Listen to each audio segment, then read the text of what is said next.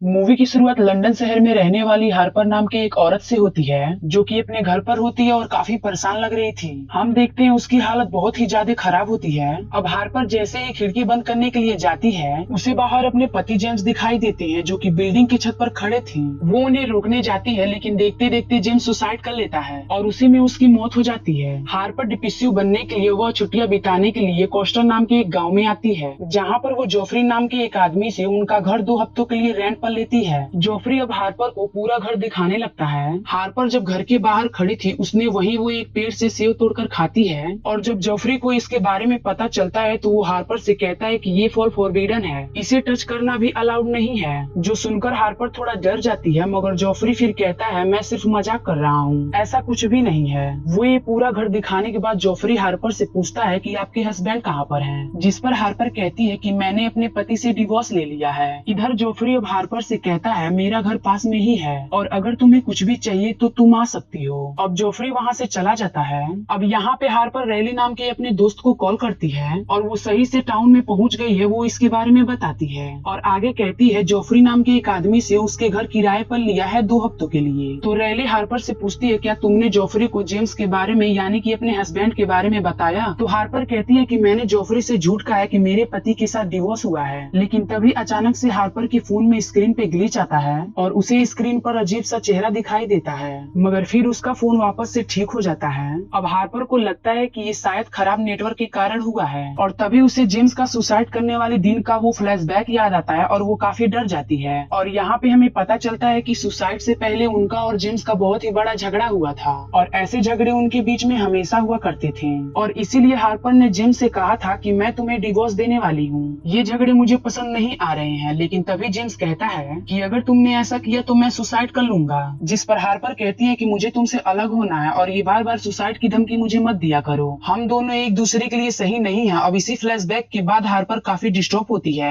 क्योंकि वो खुद को जिम्मेदार समझ रही थी। जेम्स के सुसाइड के लिए अब इन थॉट से बाहर आने के लिए वो अपने घर से बाहर आती है और वो चलते हुए जंगल से होकर वो एक टनल के पास आती है और फिर वो उस टनल के अंदर काफी जोरों से चीखने लगती है। इसके कारण हार्पर की आवाज टनल में इको होकर वापस से उसे सुनाई देती है मगर तभी हार्पर का नजर टनल के दूसरी तरफ जाती है जहाँ पे एक आदमी बिना कपड़े के खड़ा था जो कि उसे ही घूरे जा रहा था और तभी वो आदमी हार्पर की तरफ भागते हुए आने लगता है और ये देखकर हार्पर काफी डरते हुए वहाँ से भागती है। और शाम के समय में हार्पर जब फ्रेश हो रही थी तभी उसे फ्लैशबैक आने लगते हैं उसके हस्बैंड के मौत के, जहाँ पे हमें पता चलता है कि सुसाइड के बाद नीचे गिरने के कारण जेम्स के शरीर 2 टुकड़े हो गए थे और ये डरावने सपने बार बार हार्पर को आ रहे थे जिससे वो बहुत ही ज्यादा बेचैन लगती है। अब थोड़ा समय के बाद हार्पर राइली को अपनी खींची हुई तस्वीर भेजती है पर तभी हार्पर देखती है कि तस्वीर में वही नेकेड इंसान भी आया है और हार्पर उस पर इतना ध्यान नहीं देती। अब वहीं अगले दिन हार्पर अपने ऑफिस का काम खत्म कर रही होती है कि तभी उसे अपने घर के बाहर वही आदमी वापस से नजर आता है।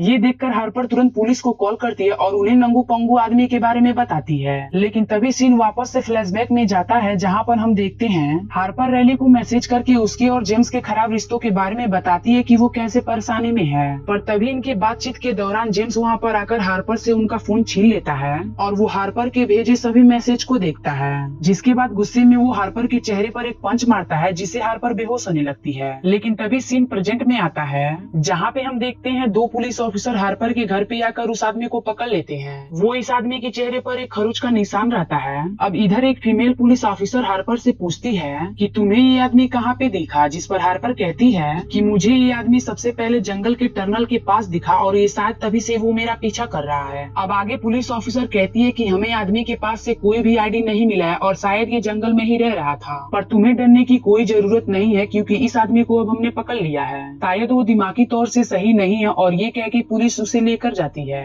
इधर हार्पर रैली को कॉल करके उसके साथ क्या हुआ इसके बारे में बताती है। अब ये सुनकर रैली को भी हार्पर की काफी फिक्र होने लगती है लेकिन हार्पर उसे दिलासा देती है। जिसके बाद हार्पर पास के एक चर्च में जाती है जहाँ पे चर्च के अंदर उसे एक पत्थर पे मूर्ति दिखाई देती है जिसके आगे की तरफ ग्रीन मैन का फिगर बना होता है जिसे बाइबल में रिवर्थ के देवता का दर्जा दिया गया है और वही पत्थर के पीछे वाली साइड पर एक औरत का फिगर बना हुआ होता है जिसे लोग शीला नागिक के नाम से जानते हैं। अब इधर हार्पर चर्च में बैठ जाती है और तभी उसे एक और फ्लैशबैक याद आता है, जहाँ पे उसका एक हस्बैंड यानी जेम्स हार्पर को मारने के बाद उसे तुरंत माफी मांगने लगता है, लेकिन हार्पर गुस्से में जेम्स को घर से बाहर निकाल देती है, जिसके बाद जेम्स ने बिल्डिंग के छत से जाकर सुसाइड किया था। यहाँ पे हमें पता चलता है कि इन दोनों का रिलेशन बहुत ही ज्यादा अब्यूजिबल था और हार्पर को जेम्स से अलग होना था, लेकिन वो उसे अलग नहीं होने दे रहा था। अब इसी अतीत के फ्लैशबैक के कारण हार्पर बहुत ही ज्यादा रोने लगती है। तभी हम देखते हैं कि चर्च के फादर बीकर उसे देख रहे होते हैं, लेकिन वो उसे आकर कुछ भी नहीं कहते। अब हार्पर चर्च के बाहर आती है, जहाँ पे उसे सैमुअल एक लड़का मिलता है, जो हार्पर से पूछता है कि क्या तुम मेरे साथ हाइड एंड सीक का गेम खेल सकती हो, मगर हार्पर मना कर देती है और तब सैमुअल और हार्पर के लिए बुरा भला बोलने लगता है। लेकिन तभी वहाँ पे फादर बीकर आते हैं और वो सैमुअल से कहते हैं कि तुम यहाँ से चले जाओ, ऐसे लोगों को तंग मत किया करो। फिर फादर हार्पर से पूछते हैं कि मैंने तुम्हें चर्च में रोते हुए देखा था,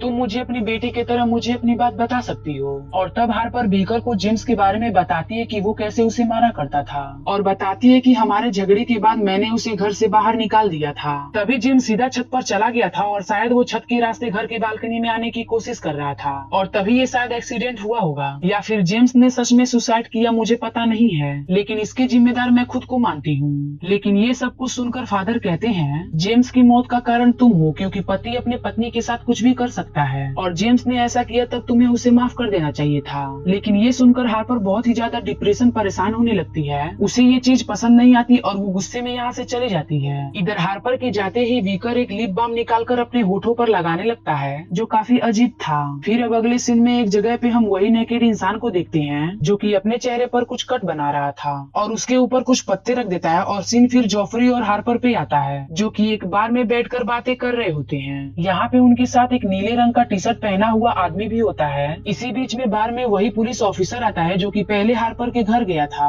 इधर वो पुलिस ऑफिसर हार्पर से कहता है कि हमने उसे नकेड इंसान को छोड़ दिया है क्योंकि हमारे पास उसे जेल में रखने की कोई भी वजह नहीं था। लेकिन ये बात सुनकर हार्पर बहुत ही ज्यादा डिस्टर्ब होने लगती है और वो बाहर से निकल जाती है। अब रास्ते में उसे वही नेकेड इंसान को वो वापस से देखती है जो कि हार्पर का ही पीछा करने लगता है। इधर हार्पर घर आकर वापस से अपने दोस्त रैली को वीडियो कॉल करके उसे सारी हकीकत बताती है, मैं यहाँ से जा रही हूँ, ये टाउन कुछ सही नहीं है। पर तभी रैली कहती है कि तुम वहीं रुको, मैं तुम्हारे साथ वहाँ पे रहने के लिए आ रही हूँ, जिसके बारे में हार्पर रैली को अपने घर का एड्रेस बताती है। मगर तभी हार्पर की फोन का नेटवर्क बार बार जाने लगता है और तब वो रैली को अपने लाइन लोकेशन भेजती है। पर इसी बीच हार्पर पुलिस ऑफिसर को अपने घर के बाहर खड़ा देखती है। हार्पर वहाँ जाकर फिर ऑफिसर से पूछती है कि आप यहाँ पे क्या कर रहे हो, मगर वो हार्पर के सवाल का कोई भी जवाब नहीं देता। जिसके बाद हार्पर पुलिस ऑफिसर के पास जाती है, लेकिन तभी वहाँ की लाइट्स फ्लिकर होने लगती है और अचानक से वो पुलिस ऑफिसर गायब हो जाता है। ये देखकर हार्पर बहुत ही डरने लगती है कि उसके साथ आखिरकार हो क्या रहा है। वो अपने सदमे से बाहर आना चाहती थी, लेकिन उसे अजीब अजीब आदमी इस टाउन में मिल रहे हैं और तभी उसे उसी फॉरबिडन एप्पल का जो पेड़ रहता है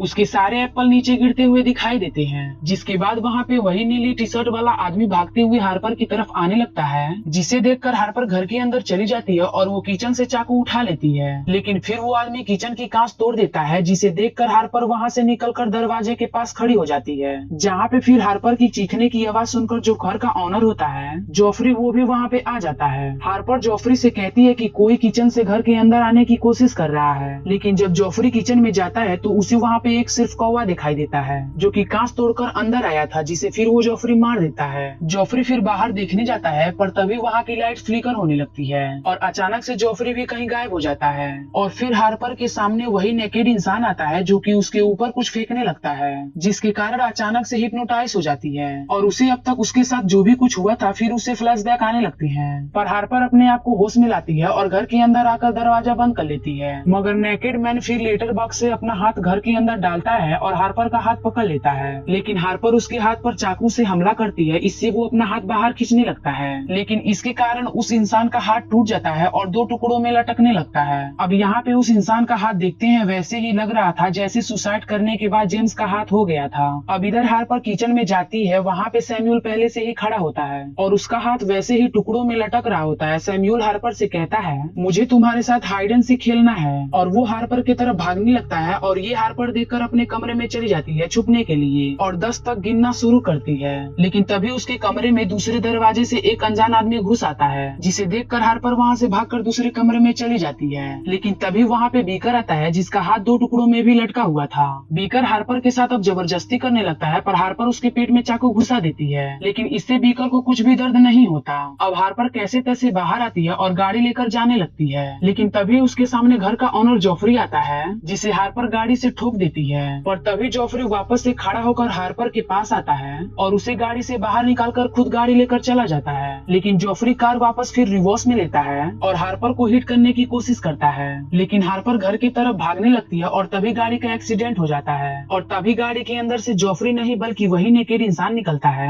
जिसका चेहरा पूरा हरा हो गया था। अब उस आदमी का चेहरा बिल्कुल वैसे ही होता है जैसे हमने चर्च में देखा हुआ था। यहाँ पे हम देखते हैं वो इंसान अचानक में प्रेग्नेंट हो जाता है और वो सैम्यूल को जन्म देता है और वो फिर मर जाता है। और यहाँ पे हमें पता चलता है कि वो नेकेड मैन ही ग्रीन मैन था, जो पुनः जन्म का पूरा प्रोसेस शुरू करता है, क्योंकि अब सैम्यूल भी प्रेग्नेंट हो जाता है और वो बीकल को जन्म देता है और वो फिर से मर जाता है। और फिर इसके बाद सैम्यूल भी मर जाता है। अब ये देखकर हार्पर कुछ समझ नहीं पाती और वो घर के अंदर चली आती है और उसके पीछे पीछे बीकर भी आता है, जो अभी वापस से प्रेग्नेंट होता है और उसके शरीर से जॉफरी निकलता है, जिसके बाद जॉफरी भी प्रेग्नेंट होता है और इसके मुंह से जेम्स बाहर निकलता है। यहाँ पे फिर जेम्स हार्पर के पास आता है और कहता है कि मेरी मौत का जिम्मेदार तुम हो, जिस पर हार्पर जेम्स से पूछती है कि तुम्हें क्या चाहिए, जिस पर हम हार्पर को देखते हैं जो इस पूरे प्रोसेस को समझ गई थी और काफी तंग आ गई थी इन सारे चीजों से। और वो जेम्स से पूछती है कि तुम्हें क्या चाहिए। तभी जेम्स कहता है कि मुझे सिर्फ तुम्हारा प्यार चाहिए। और ये सीन अब यहीं पे कट हो जाती है। अब अगली सुबह हार्पर के घर रैली आती है,